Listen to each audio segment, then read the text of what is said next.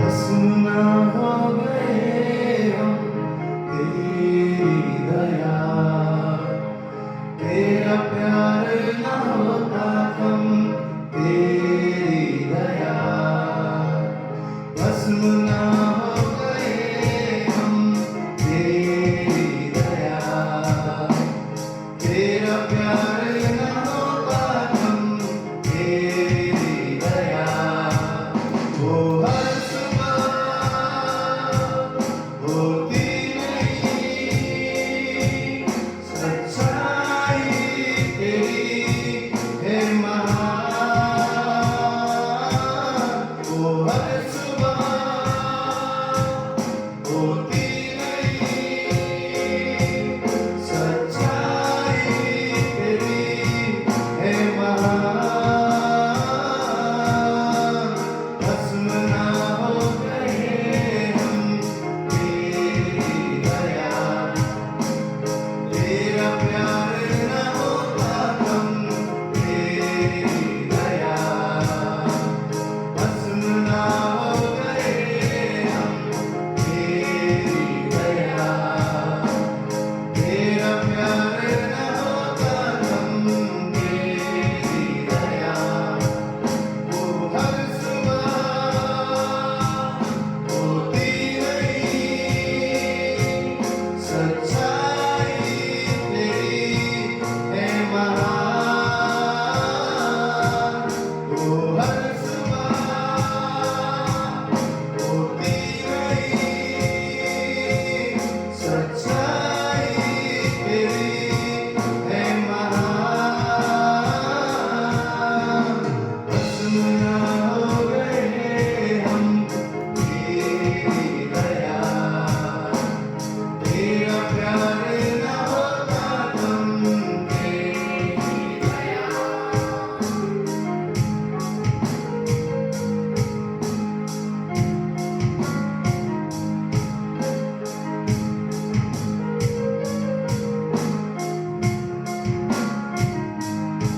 मैं जब भी आ गया तेरे पीछे होकर, हे प्रभु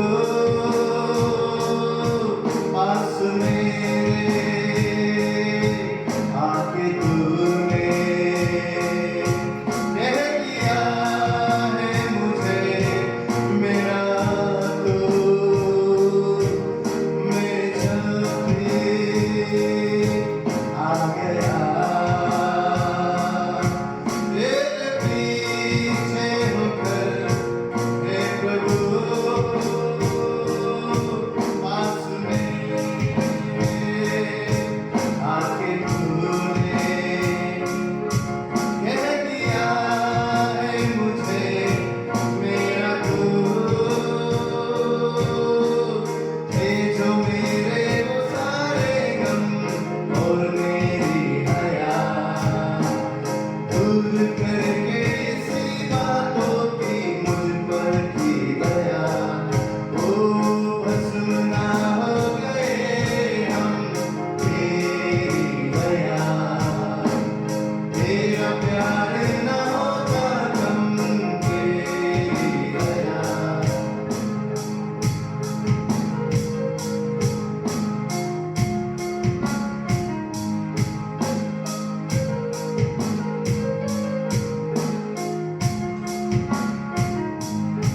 ना कोई है ना कोई था और ना होगा कोई तेरे समान।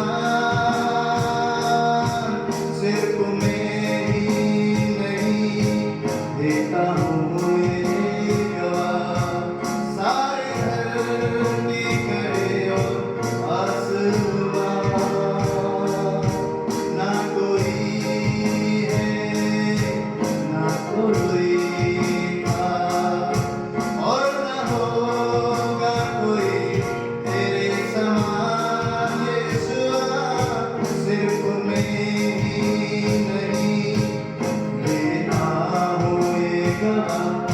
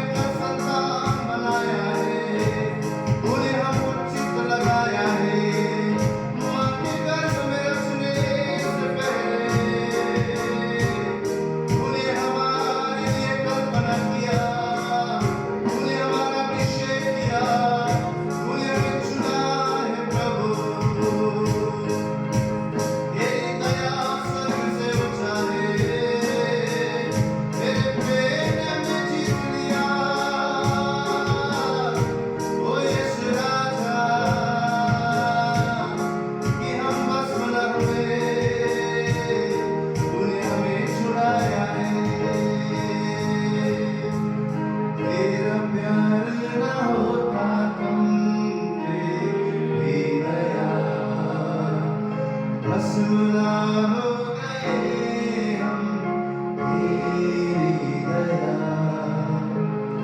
तेरा प्यार ना होता कम, तेरी दया। ओ हर सुबह होती रही सच्चाई तेरी है महान। भस्म ना हो गए हम, तेरी दया,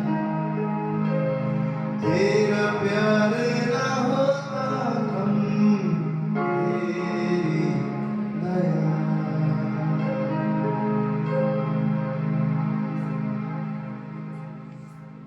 आइए हम जोरदार तालियों का अर्पण करेंगे यीशु मसीह को दें।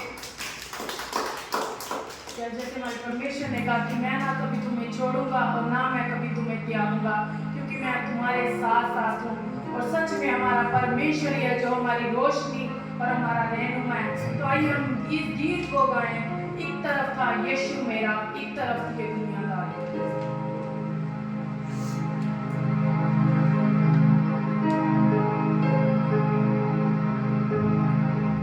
एक तरफ था यीशु मेरा, एक तरफ ये दुनियादारी, और बीच में था मैं खड़ा।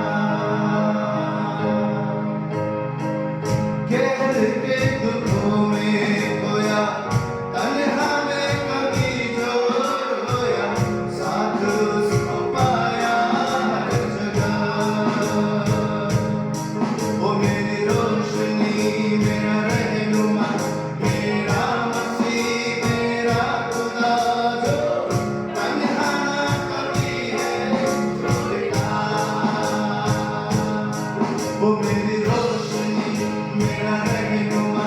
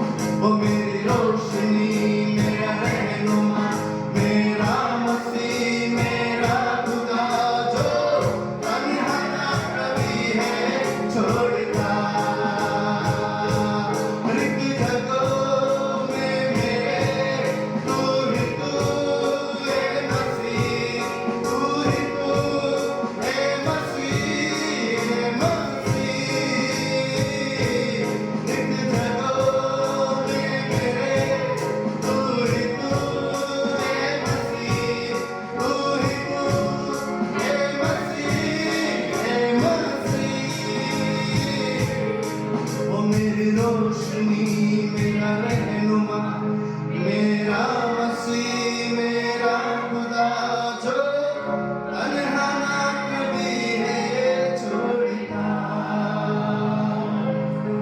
वो मेरी रोशनी मेरा रहनुमा मेरा मसीह मेरा खुदा जो तन्हा ना कभी है छोड़ता जो तन्हा ना कभी है छोड़ता जो तन्हा ना कभी है छोड़ता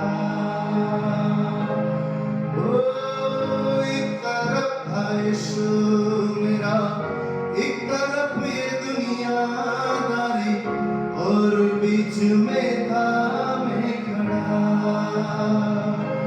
हाँ कहर के दुखों में खोया तन्हा में कभी जो रोया साथ उसको पाया हर जगह सदने से कहे वो मेरी रोशनी मेरा रहनुमा मेरा मसीह मेरा खुदा जो तन्हा ना कभी है छोड़ता वो मेरी रोशनी मेरा रहनुमा मेरा मसीह मेरा खुदा जो तन्हा ना कभी है छोड़ता जो तन्हा ना कभी है छोड़ता ओ तन्हा ना मुझे छोड़ता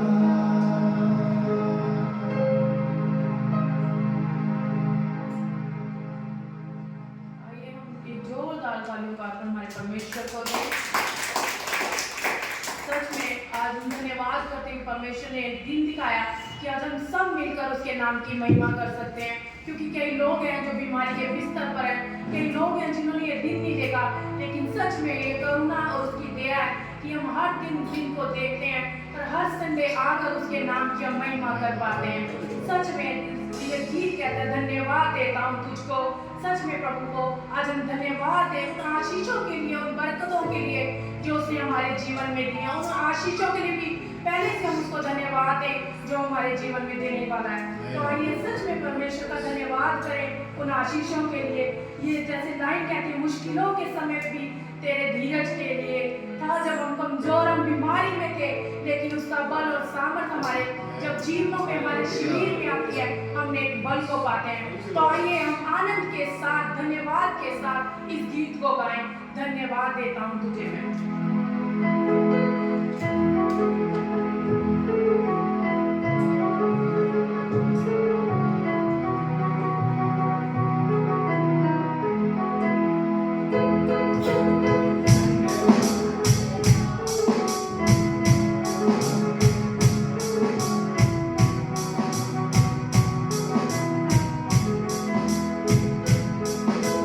धन्यवाद देता हूँ तुझको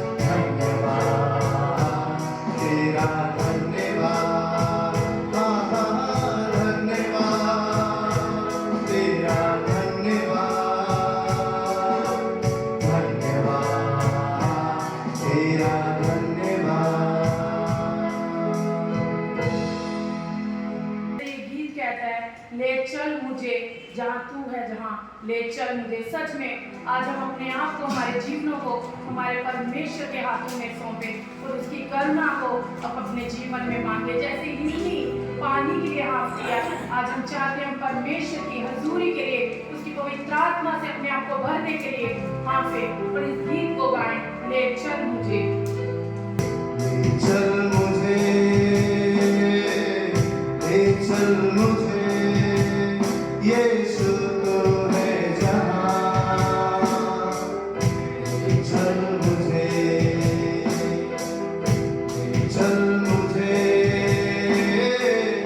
ले चल मुझे, हाथ थाम के बिना।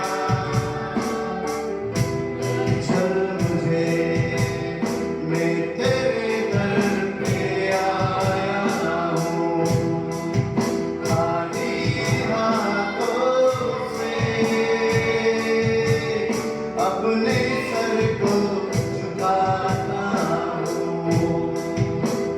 झोली मेरी भर दे, मैं तेरे दर पे आया हूँ, खाली हाथों से अपने सर को झुकाता हूँ। झोली मेरी भर दे,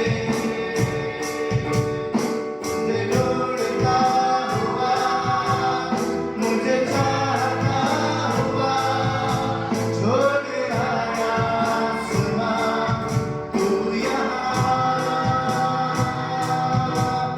फिर से मुझको चुना, मुझे अपना बना लिया, नाम तेरा है दिया, यीशुआ।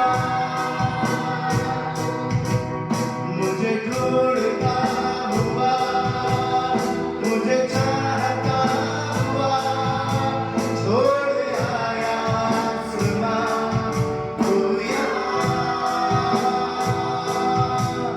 फिर से मुझको चुना, अपना बना लिया, नाम तेरा है दिया, यीशुआ। जैसे हिरनी पानी के लिए, प्यासा मैं भी हूँ तेरे लिए। जैसे हिरनी पानी के लिए, प्यासा मैं भी हूँ तेरे लिए। मुझे ढूंढता हुआ, मुझे चाहता हुआ, छोड़ आया आसमां तू यहाँ। फिर से मुझको चुना, अपना बना लिया, नाम तेरा है दिया, यीशुआ।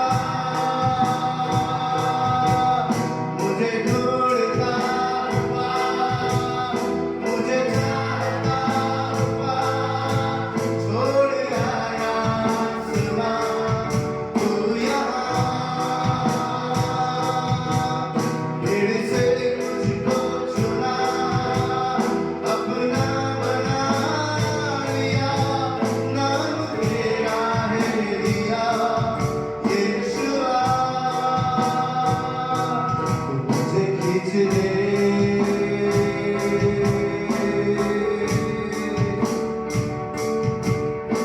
मैं तेरे पीछे दौड़ूंगा।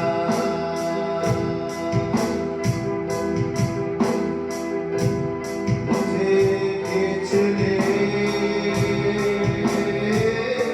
मैं तेरे पीछे दौड़ूंगा। ओ तेरे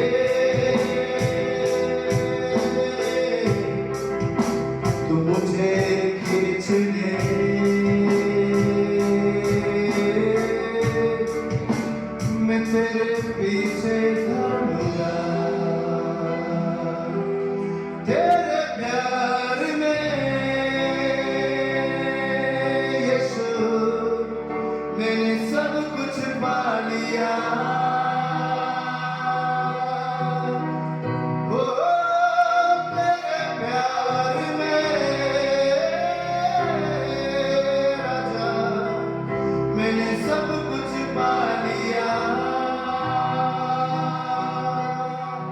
यीशु तेरे प्यार में,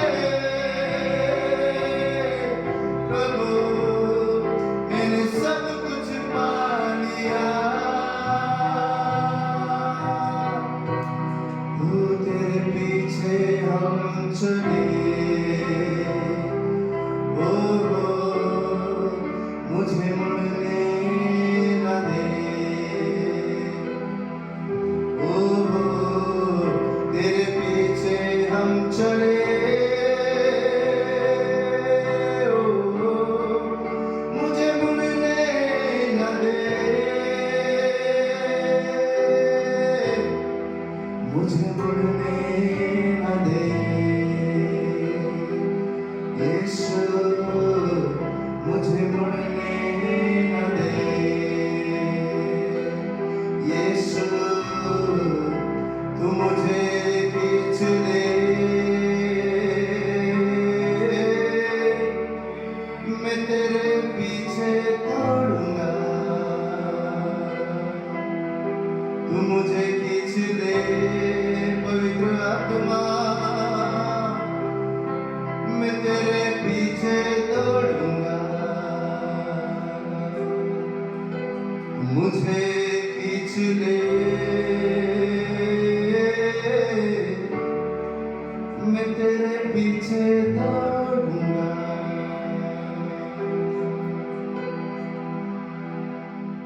सच में प्रभु धन्यवाद करते हैं सुंदर समय के लिए परमेश्वर, जहाँ तेरे बच्चे परमेश्वर तेरे नाम की महिमा स्तुति और आराधना कर पाए, इसके लिए हम धन्यवाद करते हैं प्रभु। सच में प्रभु हम कभी आपसे दूर ना जाएं परमेश्वर, हर दिन प्रभु हम आपकी संगति में परमेश्वर, आपकी उपस्थिति में बैठने पाए परमेश्वर। हम सबका तू धराभिषेक कर परमेश्वर प्रभु, ताकि इन जीवनों से केवल आपके नाम को महिमा मिलने पाए। हर दिन प्रभु हम आपके पीछे दौड़े परमेश्वर, हर दिन हम आपकी बाट को जोए परमेश्वर। धन्यवाद करते हैं परमेश्वर, पर विश्वास करते हैं प्रभु कि आज की स्तुति आराधना को आपने ग्रहण किया है प्रभु, और आप हमारे बीच में हैं प्रभु। इसके लिए धन्यवाद करते हैं प्रभु। जो दास परमेश्वर आपका आज के वचन को लेके आएगा प्रभु, आप उसका धराभिषेक कीजिए परमेश्वर, होने दीजिए प्रभु। जो वचन आए परमेश्वर वो हमारे लिए आशीष होने पाए प्रभु, ताकि हम उस वचनों के मुताबिक प्रभु हम चलने पाए परमेश्वर। हमारा जीवन परमेश्वर हर दिन आपके जैसा बनता जाए प्रभु, हर दिन हम कम होते जाए प्रभु, इन जीवनों से केवल आपके नाम की महिमा होने पाए। सारा आदर, सारी महिमा, सारा जलाल प्रभु हम आपके नाम को देते हैं प्रभु, और इस प्रार्थना को यीशु के नाम से मांगते हैं। हम सब कहें आमीन।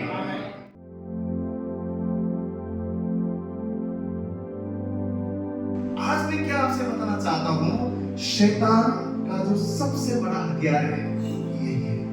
इसी चीज को शैतान लेकर हमारे मनों में, आज शैतान तलवार के साथ, आज शैतान भाले के साथ, दो सिंह लेकर, पूंछ लेकर, डरावना होकर हमारे सामने खड़ा नहीं होता है। शैतान घरों में शब्द बढ़ाता है, मनों में भी झाड़ू बढ़ाता है। तो शैतान कैसे कार्य कर रहा है? सबसे पहले शंका डालेगा, शब्द डालेगा, क्या प्रार्थना कर रहे हैं कि सब दिए? नहीं, ये चीज नहीं हो सकता है, शायद होगा तो पता नहीं, होगा तो होगा। सबसे पहले शैतान शब्द डालता। दूसरा चीज सवाल डालता है। कैसा सवाल? ये चीज क्यों मेरे जीवन में? मैं तो चर्च भी जाता हूँ, बाइबल भी पढ़ता हूँ, बाइबल भी पढ़ती हूँ, प्रार्थना भी करती हूँ, उपवास भी करता हूँ, सब कुछ मैं करता हूँ, पर मेरे जीवन में इतने सारे समस्या क्यों है? शैतान क्या करता है? जब हमारे दुआ, जब हमारे प्रार्थना को उत्तर नहीं आता है, शैतान हमारे हृदय से बात करता है, शब्द और सवाल को हमारे हृदय में आता है, और हम क्या करते हैं? हम भी उस चीज में मनन करते हैं। और इसीलिए बाइबल क्या बोलता है? हमेशा विश्वासियों ने यीशु मसीह के मन को धारण करना है, परमेश्वर के प्रेम को धारण करना है, ये जानना है कि हमारा परमेश्वर कौन है। इसीलिए शैतान जब भी हमारे दुआ को परमेश्वर नहीं सुनता है या फिर ढीला करता है, हमारे आंधी और तूफान के बीच में, तकलीफ के समय में शैतान हमारे हृदय से बात करता और कहता है कि परमेश्वर है, तो ये तुम्हारे जीवन में तकलीफ क्यों है, इतना समय क्यों है, क्यों परमेश्वर ने सुना है? ये शैतान का सबसे बड़ा हथियार है। लेकिन आज हमको जानना है कि सबसे पहले हमारा परमेश्वर कौन है। बाइबल के मुताबिक फर्स्ट तिमुथियुस को अगर हम पढ़ते हैं 6वां अध्याय में, अगर आप नहीं भी निकालेंगे बहुत सारे कुछ वचन हम लोग जिसमें सीखेंगे कि हमारा परमेश्वर कौन है।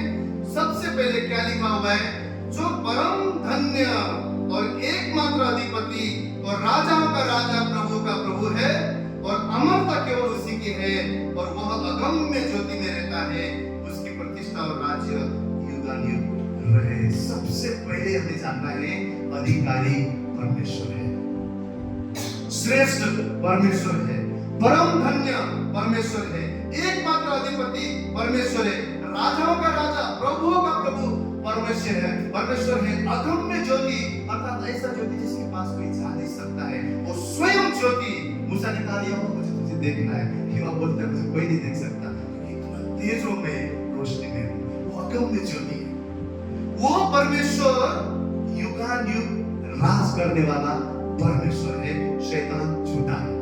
हमें सबसे पहले विश्वास करना है कि हमारा परमेश्वर एकमात्र अगम्य ज्योति सदा राज करने वाला, जिसका कभी राज का अंत ना होगा, वो परमेश्वर हमारा है। दूसरा चीज, प्रेरित के काम में 7वां अध्याय में प्रभु क्या बोलता है यीशु मसीह, स्वर्ग मेरा सिंहासन और पृथ्वी मेरे पांव तले की चौकी है। इतना विशाल, इतना महान परमेश्वर आप और मेरा है। हम कभी हवाई जहाज में उड़ते हैं, बादलों के उस पार भी रात को हमको इतना डर लगता है, ऐसा लगता है कहां हम आ गए।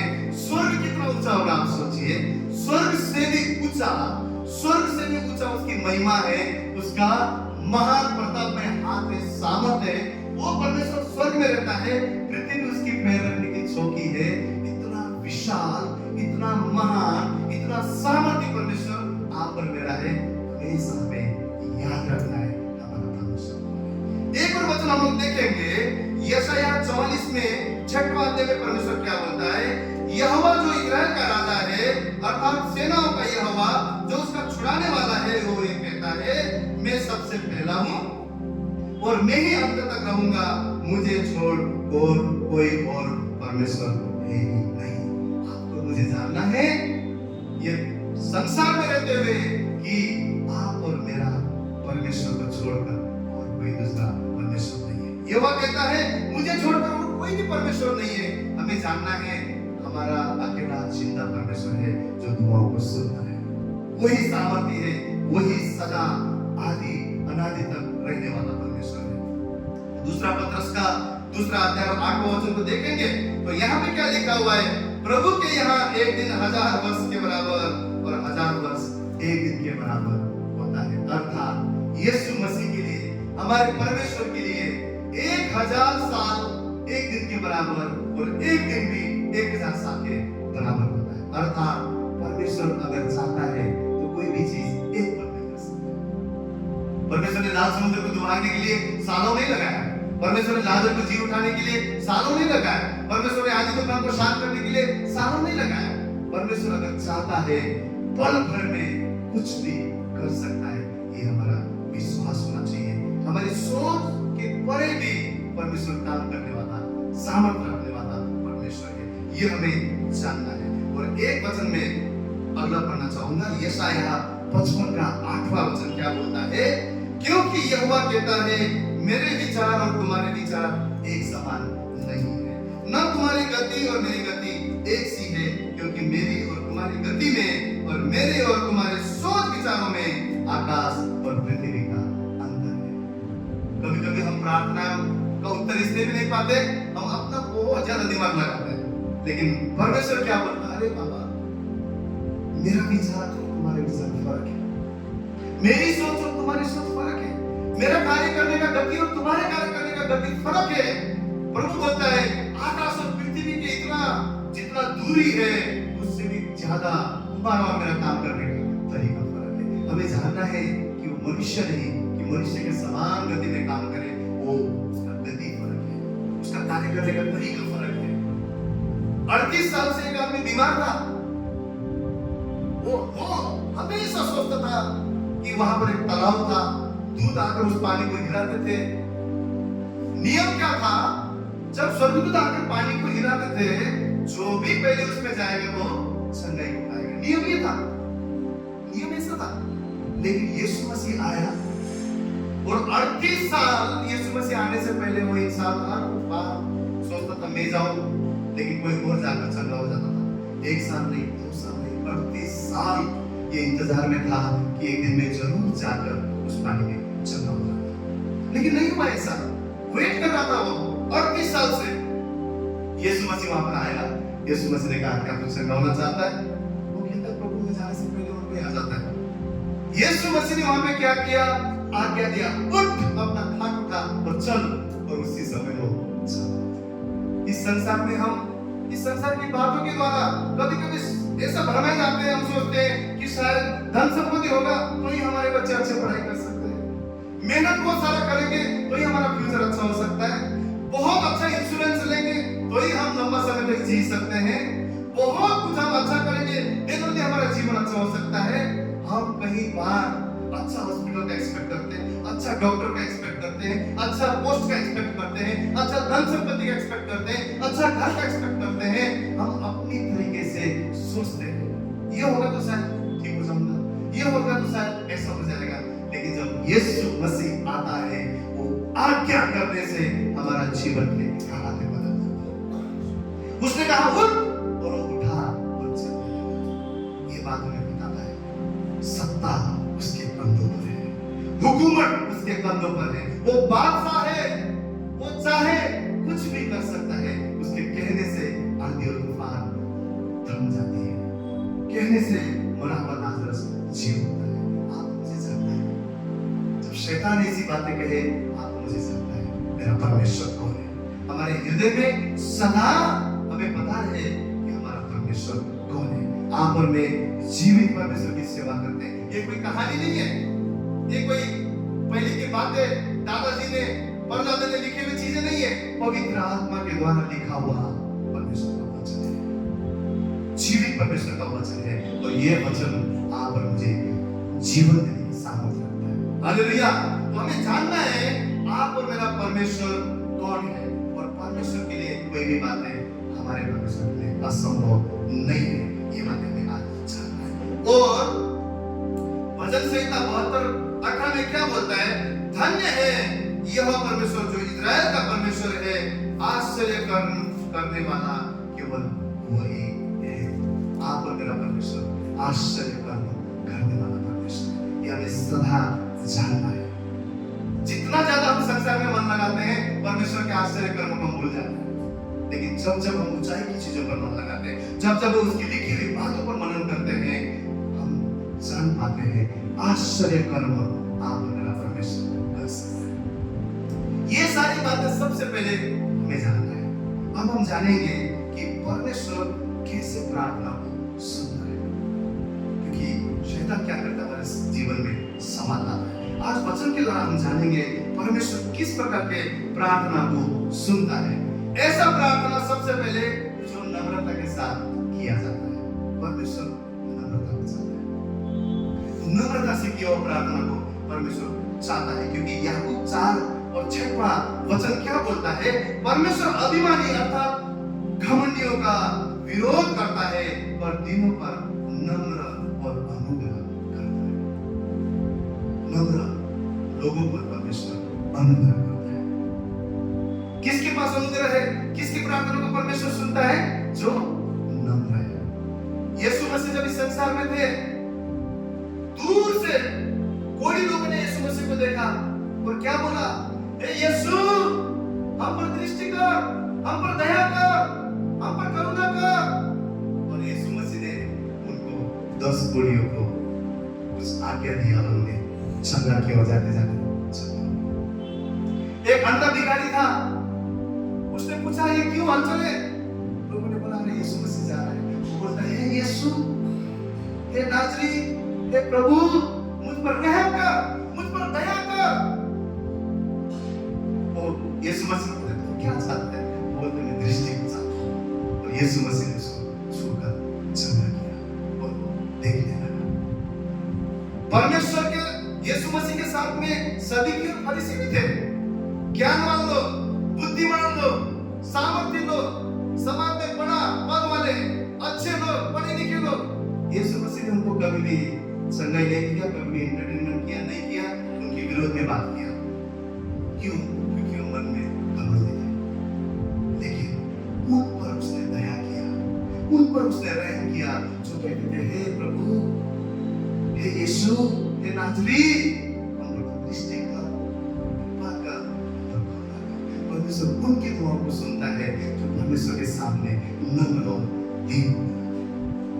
एक हम लोग घटना को देखेंगे, लूका रचित सुसमाचार को निकालेंगे 18 अध्याय उसका 10वां वचन में वहां पर फरीसी और चुंगी लेने वाले के दृष्टांत के बारे में लिखा हुआ है। लूका 18 उसका 9वां अध्याय 18 अध्याय उसका 10वां वचन से आगे पढ़ेंगे। दो मनुष्य मंदिर में प्रार्थना करने के लिए गए, एक फरीसी था और दूसरा चुंगी लेने वाला। फरीसी खड़ा होकर अपने मन में प्रार्थना करने लगा, हे परमेश्वर, मैं तेरा धन्यवाद करता हूँ कि मैं दूसरे मनुष्य के समान अंदर करने वाला, अन्यायी और बेविचारी नहीं, और मैं चुंगी लेने वाले के समान हूँ। मैं सप्ताह में 2 बार उपवास रखता हूँ, मैं अपनी सब कमाई का 10वां अंश भी देता हूँ। परंतु चुंगी लेने वाले ने दूर खड़े होकर स्वर्ग की ओर आंखें उठाना भी न चाहा, वरन अपनी छाती पीट कर कहा, हे परमेश्वर, मुझ पापी पर दया कर। मैं तुमसे कहता हूँ कि वो दूसरा नहीं, परंतु यही मनुष्य धर्मी ठहराया जाकर अपने घर गया, क्योंकि जो कोई अपने आप को बड़ा बनाएगा वो छोटा किया जाएगा, और जो अपने आप को छोटा बनाएगा वो बड़ा किया जाएगा। दो जन थे।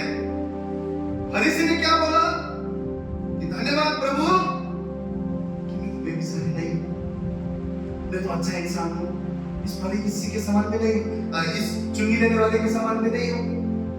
उसने इस तरीके का प्रार्थना किया। लेकिन जो चुंगी लेने वाला था उसने स्वर्ग की ओर देखना भी न चाहा, और उसने कहा, हे परमेश्वर, मुझ पापी पर दया कर। और इतना ज्यादा वो वहां पर परमेश्वर के सामने नम्र और दीन होकर आता है। बाइबल बोलता है कि फरीसी नहीं, पहला इंसान नहीं, परंतु ये व्यक्ति चुंगी लेने वाला परमेश्वर के नजर में धर्मी माना गया। क्यों? क्योंकि वो एक नम्रता के साथ परमेश्वर के पास गया। बस संडे को सिस्टर ने क्या मैसेज दिए थे? टूटा हुआ मन, पीसा हुआ मन, यहोवा कभी भी तुझसे नहीं जानता। टूटा हुआ मन और पीसा हुआ मन क्या है?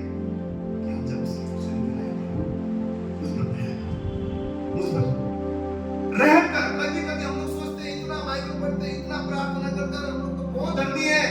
नहीं, परमेश्वर के सामने बाइबल कहता है कि मनुष्य का धार्मिकता मैले कपड़े के समान, फटे हुए चिपड़े के समान, परंतु परमेश्वर यीशु मसीह ने अपनी धार्मिकता आप और मुझे रखा हुआ है कि उसके धार्मिकता के द्वारा हम धर्मी होते हैं, उस पर विश्वास करने के द्वारा हम विश्वास होते हैं, धर्मी ठहरते हैं, उसके लहू के द्वारा हम धर्मी ठहरते हैं। अन्यथा हम परमेश्वर के सामने खड़े होने के लिए योग्य नहीं। पता है, स्वर्ग में बेविचार नहीं था, स्वर्ग में चोरी नहीं था, स्वर्ग में हत्या नहीं था, स्वर्ग में अगर था तो घमंड था। लूसीफर ने सोचा, अरे यहाँ तो मैं भी बैठ सकता हूँ। लूसीफर ने सोचा, अरे ये परमेश्वर के सिंहासन तो मैं भी बैठ सकता हूँ, मैं भी योग्य हूँ। लूसीफर ने सोचा, उसके जैसे तो मैं भी हूँ, उससे बढ़कर हूँ। जब सोचा, जब घमंड आया, परमेश्वर ने 1/3 स्वर्गदूत को स्वर्ग से नीचे फेंक दिया। वहां पे कोई दूसरा पाप नहीं था, घमंड था। अगर हम सोचते हैं उससे बेहतर तो मैं हूं, उससे बेहतर तो मुझे ज्ञान है, उससे बेहतर तो मैं प्रार्थना कर सकता हूं, ये आत्मिक है। परमेश्वर क्या चाहता है? हम सदा उसके पास आए, तो नम्र रहने पड़ेगा। राजा दाऊद होकर क्या बोलता है? मेरे हृदय की गहराई को जांच, अगर तूने कोई अधर्म पाया है तो मुझे क्षमा कर।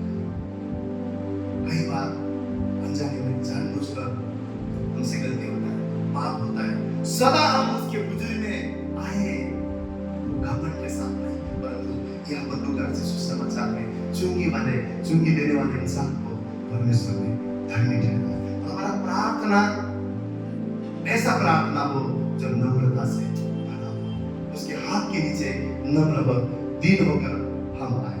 दूसरा, हमारी प्रार्थना में धीरज हो। धीरज आज सबसे मुश्किल चीजें हैं। और धीरज के बारे में हम जानेंगे। पवित्र आत्मा के फल में से एक फल धीरज भी है।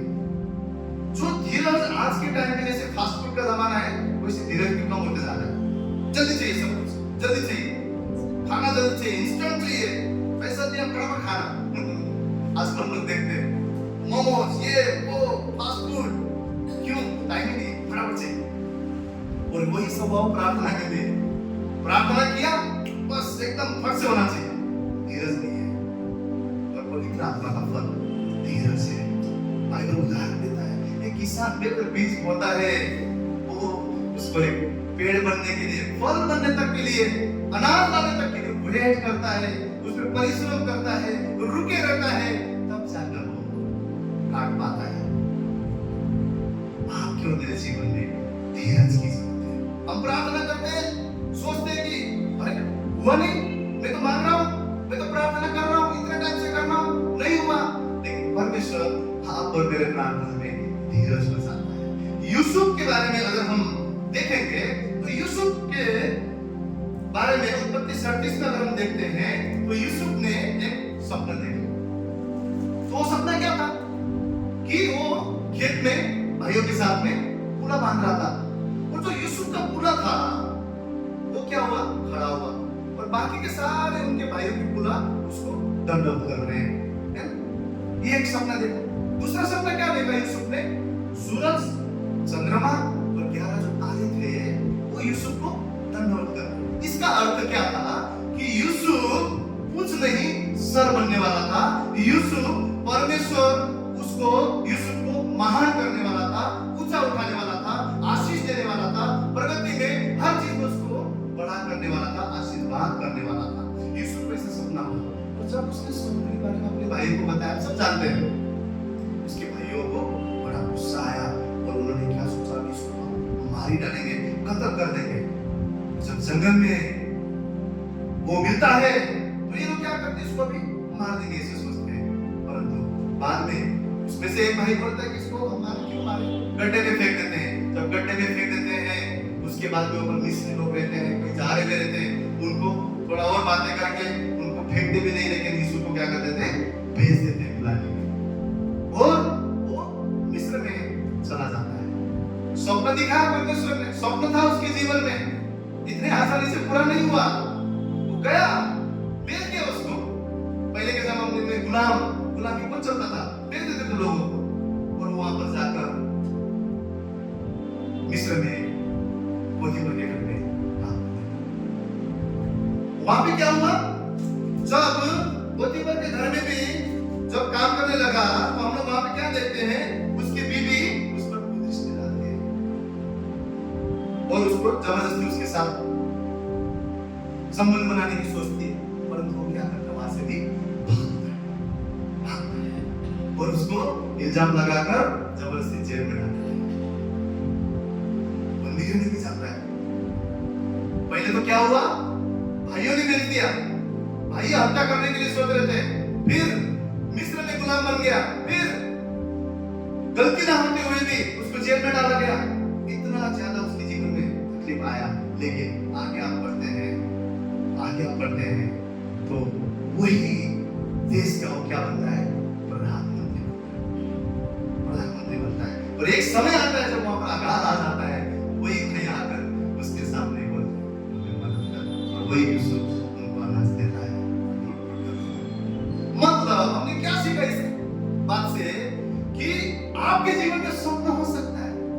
आप अगर भाड़े के घर में एक अच्छा घर का आपका सपना हर एक विश्वास ने देखना चाहिए, प्रगति के लिए सपना देखना चाहिए, अपने बच्चों के लिए सपना देखना चाहिए, अपने घर के लिए, अपने फ्यूचर के लिए, आत्मिक जीवन के लिए, हर एक बातों के लिए हमें सपना देखना चाहिए। आपका हमेशा बीमार रहते हैं, आप चंगा होने के लिए सपना देखने के लिए ठीक हो सकते। आपके घर में दुविधा है, झगड़ा है, आप शांति के सपना देखते हैं, एक समय आएगा मेरे घर में सब कुछ ठीक हो जाएगा। आपका जीवन का हालात अभी इतने कर्जे में, इतने तकलीफ में आप हैं, लेकिन आपका सपना है कि एक दिन इस चीज से मेरा परमेश्वर दिखाकर मुझे बात कर सके। आप सपना देख सकते हैं, लेकिन इस चीज से, इस चैप्टर से, इस यीशु के कहानी से परमेश्वर क्या बताना चाहता है कि परमेश्वर हमारे दिल में सपना भी देता है, परंतु उस बात को पूरा करने के लिए धीरज आपको मुझे रखना चाहिए। यूसुफ ने क्या किया? परमेश्वर के मार्ग को नहीं छोड़ा। यूसुफ ने कभी भी परमेश्वर की सत्यता को नहीं छोड़ा। कभी भी उसने परमेश्वर के राह से दूर नहीं हुआ। हमेशा परमेश्वर के भय को उसने माना और धीरज रखा अपने गोल की तरफ, अपने सपने की तरफ। और एक दिन हम लोग देखते हैं गड्ढे में फेंका हुआ इंसान देश का प्रधानमंत्री होता है। परमेश्वर जो सपना दिया वो पूरा। परमेश्वर आपको उठाना चाहता है, परमेश्वर आपको ब्लेस करना चाहता है, परमेश्वर आपको हर तरफ से बढ़ाना चाहता है, क्योंकि इसलिए परमेश्वर आया है। धन परमेश्वर की वजह से। कभी कभी हम लोग बोलते हैं अरे धनवान होना परमेश्वर धनी बनाना चाहता है ताकि आप कईयों के लिए आशीष के कारण बन सके। परमेश्वर आपको अच्छा हेल्थ देना चाहता है, परमेश्वर आपके परिवार को समृद्धि देना चाहता है, आपके हर एक सपना को साकार करना चाहता है, आपकी प्रार्थनाओं को सुनना चाहता है। लेकिन परमेश्वर चाहता है कि उस प्रार्थना के साथ आप धीरज रखें, आप परमेश्वर की वेट करें, परमेश्वर की धीरज बनाए रखें, ताकि उचित समय पर परमेश्वर आप और मुझे पूजा कर सके। परमेश्वर की प्रार्थना सुनने के लिए, परमेश्वर से प्रार्थना को उत्तर पाने के लिए पहला चीज नम्रता, दूसरा चीज है धीरज, और एक और तीसरा चीज हम लोग देखेंगे जो है बिना स्वार्थ की प्रार्थना। परमेश्वर बिना स्वार्थ का प्रार्थना चाहता है, ऐसा प्रार्थना जिसमें हमारा स्वार्थ ना हो। बहुत बार हम लोग इतना बड़ा लिस्ट बना देते हैं, ये चाहिए, ये चाहिए, ये चाहिए, ये चाहिए, ये चाहिए। बाइबल के मुताबिक स्वार्थ का प्रार्थना परमेश्वर नहीं सुनता है। परमेश्वर अपनी महिमा के लिए आपको उसने मुझे चुना है। अगर हम वचन पढ़ते हैं याकूब का 4था अध्याय 2 और 3, तो दूसरा वचन के लास्ट लाइन में क्या लिखा हुआ है? तुम्हें इसलिए नहीं मिलता कि तुम नहीं मांगते। क्या लिखा है? तुम्हें इसलिए नहीं मिलता क्योंकि तुमने नहीं मांगा। आगे क्या लिखा है? तीसरा वचन, तुम मांगते हो और पाते नहीं, इसलिए कि बुरी इच्छा से मांगते हो ताकि अपने भोग विलास में ना हो। पहला चीज तो क्या लिखा है? तुम्हें इसलिए नहीं मिलता क्योंकि तुम मांगते नहीं। दूसरा चीज क्या लिखा है? तुम मांगते भी हो और पाते नहीं, इसलिए क्योंकि तुमने बुरी इच्छा से मांगा ताकि तुम अपने भोग विलास में उड़ा दो। लेकिन पहला कुरिन्थियों को 10वां अध्याय 21 वचन देखते तो वहां पे क्या लिखा हुआ है? इसलिए तुम चाहे खाओ, चाहे पियो, चाहे जो कुछ करो, सब कुछ परमेश्वर के महिमा के लिए करो। परमेश्वर क्या चाहता है?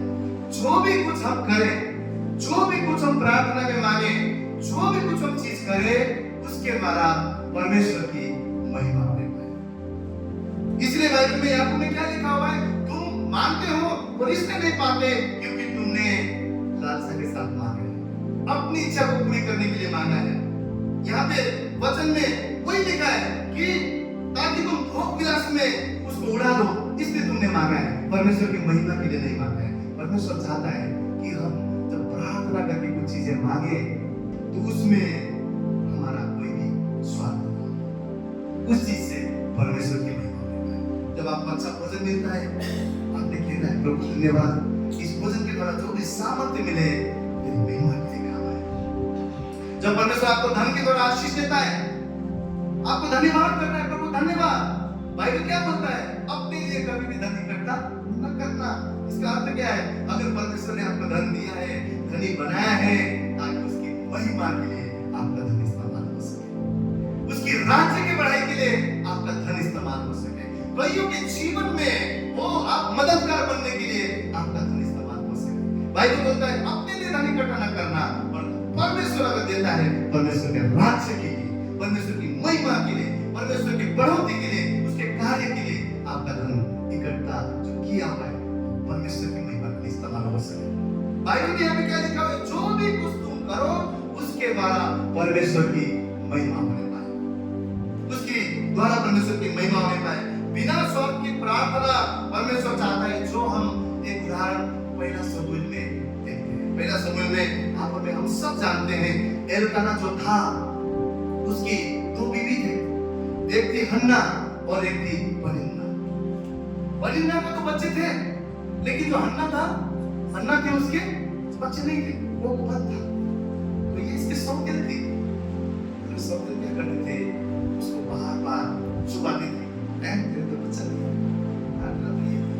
तो ऐसे तो वहां पर लिखा है, अगर आप मेरे अध्याय को पढ़ते हैं, मेरे समय में होती थी कई कई दिन तक खाना भी नहीं खाते, इतना ज्यादा मतलब हार्ट थी, दुखी थी, परमेश्वर ने उसका कोप नहीं किया। लेकिन जब हन्ना प्रार्थना करती, उस प्रार्थना को हम पढ़ेंगे पहले शमूएल में 10वां अध्याय में, तो उसने कैसे प्रार्थना किया? वह मन में व्याकुल होकर यहोवा से प्रार्थना करने और विकल कर रोने लगी, और उसने ये मन्नत मानी, हे सेनाओं के यहोवा, यदि तू अपने दासी के दुख पर सचमुच दृष्टि करे और मेरी सुधि ले और अपने दासी को भूल न जाए और अपने दासी को पुत्र दे, तो मैं उसे जीवन भर के लिए यहोवा को अर्पण करूंगा। उसने क्या प्रार्थना किया? क्या प्रार्थना किया? रो रो कर, विलप विलप कर परमेश्वर के सामने क्या प्रार्थना किया? हे परमेश्वर, तेरी दासी को दया कर, अगर तू मुझे पुत्र देता है, मेरे कोख को खोलता है, तो उस पुत्र को मैं तेरे महिमा के लिए तेरे भवन में मैं उसको अर्पण करती हूँ, सदा तेरी महिमा करेगा।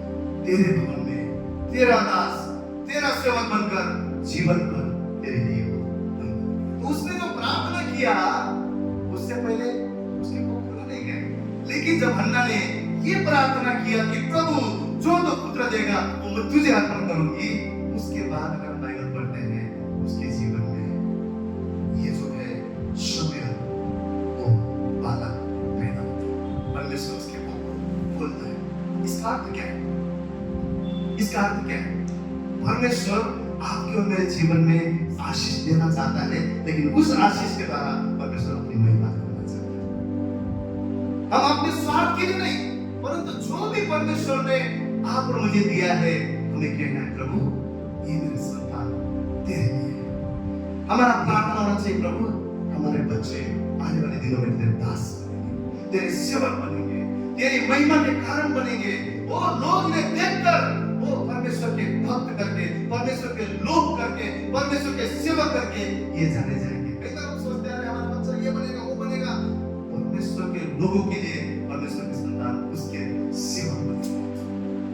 परमेश्वर के दासी ने यहाँ पर क्या बोला हन्ना ने कि मेरा पुत्र होगा ना प्रभु, मैं उसको अर्पण कर दूंगा। परमेश्वर ने यहोवा ने उसके कोख को खोला, उसके कोख को खोला।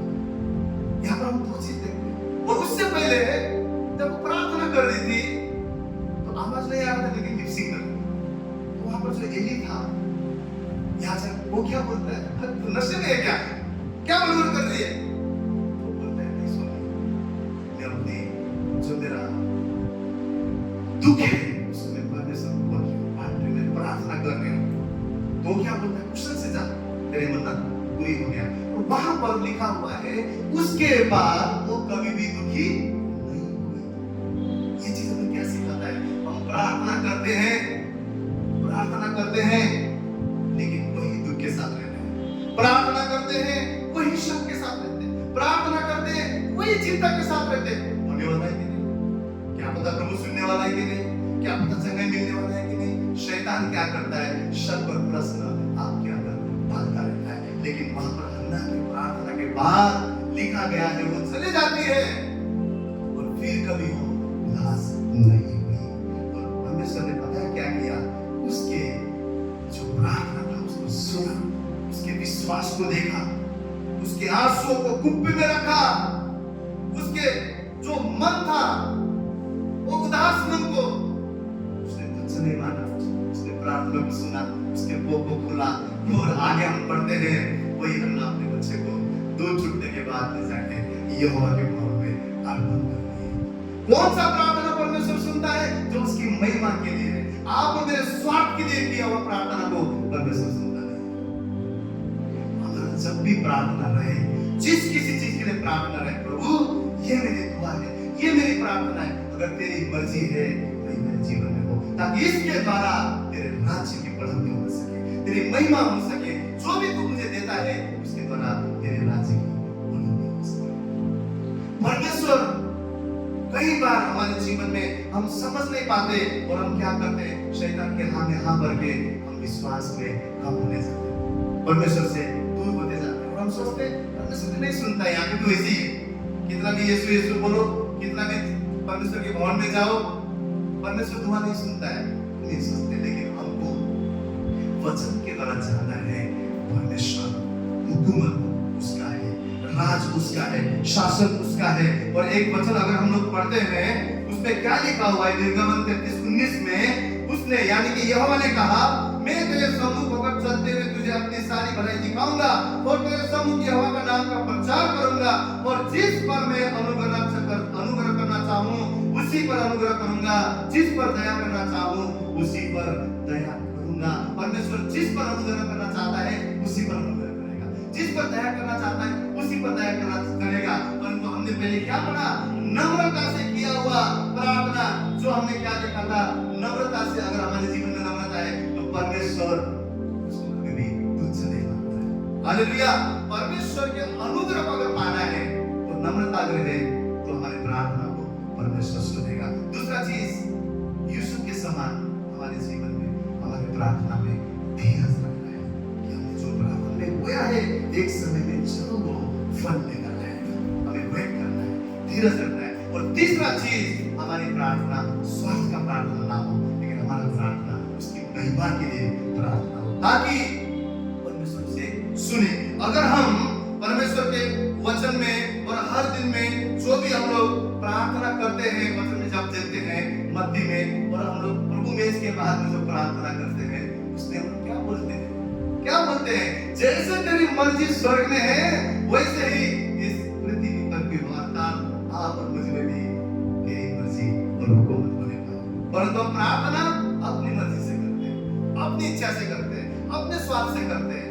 लेकिन परमेश्वर जब यीशु मसीह अपने चेलों को प्रार्थना सिखा रहा था, उसने क्या बोला, जैसे तेरी मर्जी स्वर्ग में है वैसे ही पृथ्वी पर भी हो, अर्थात आप में और मुझ में परमेश्वर की मर्जी पूरी हो। परमेश्वर वो प्रार्थना को सुनता है जो उसकी मर्जी के मुताबिक है। अगर हम उससे प्रेम करते हैं, उसमें बने रहते हैं, उसके अधीन हो जाते हैं, तो सदा हम उसके साथ एक मन में रहेंगे और हम जानेंगे कि ये वो भला है। और बाकी क्या बोलता है, सारी बातें मिलकर भलाई ही को उत्पन्न करता है जो उससे प्रेम करते हैं।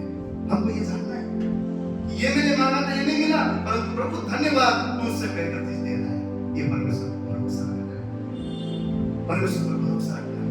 हमें कभी भी शैतान के बातों पर नहीं आना है। हमें हमेशा परमेश्वर क्या बोलता है, आज मेरे लोग बुद्धि की कमी, ज्ञान की कमी की वजह से मर रहे हैं। परमेश्वर का वचन आप और मेरे लिए, परमेश्वर का वचन आप और मेरे लिए ज्ञान है, परमेश्वर का वचन आप और मेरे लिए समझ है, वही हमारा सहारा है।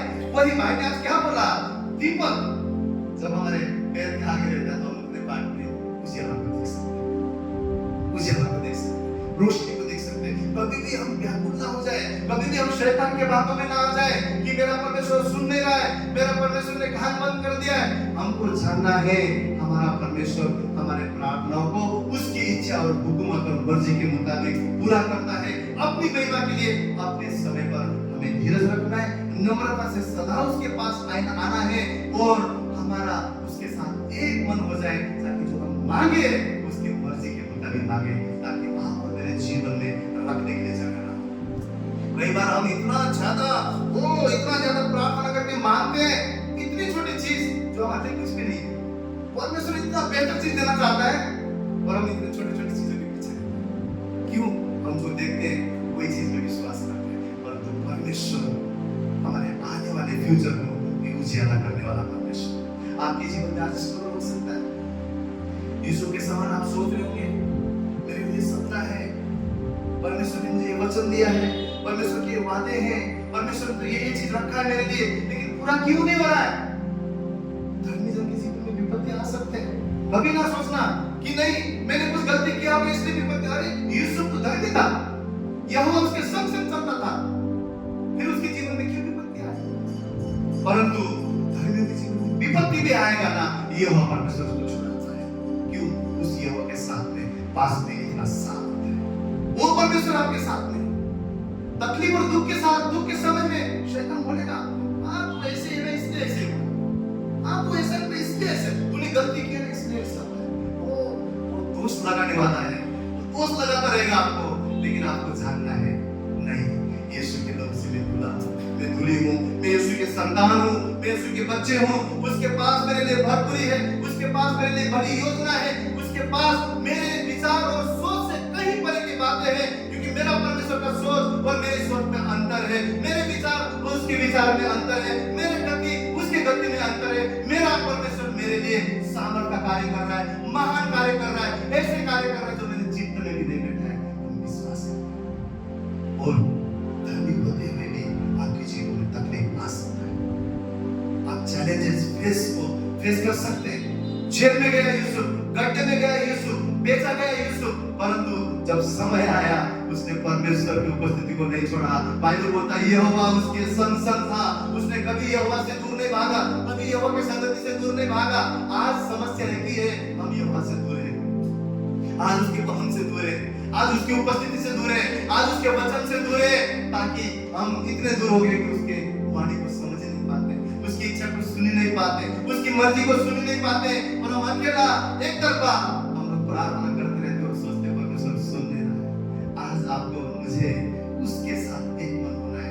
यूसुफ के समान यह हमारे संग संग चलने पाए, परमेश्वर की हुजूरी हमारे संग संग रहने पाए, रात दिन उसके शास्त्र को मनन करने पाए, आराधना करने पाए, उसके वचन में बने रहे, वो पाप के जीवन को छोड़कर धार्मिकता में चलते रहे, परमेश्वर के साथ चलते रहे, और जो भी हम प्रार्थना करें नम्रता, धीरज और बिना शंका का प्रार्थना रहे।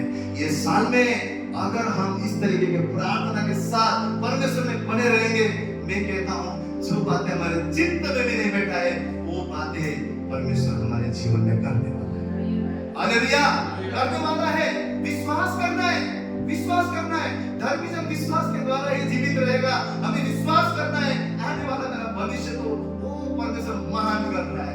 भले इस समय में मैं कर्जे में हूँ, आने वाले दिन में परमेश्वर मुझे देने वाला बना रहा है। परमेश्वर का वादा है वो तुम किसी से कर्ज नहीं लोगे, लेकिन तुम राष्ट्र को उधार दोगे। प्रभु धन्यवाद, आने वाले दिनों में मैं मेरा परिवार राष्ट्र को उधार देने वाला है।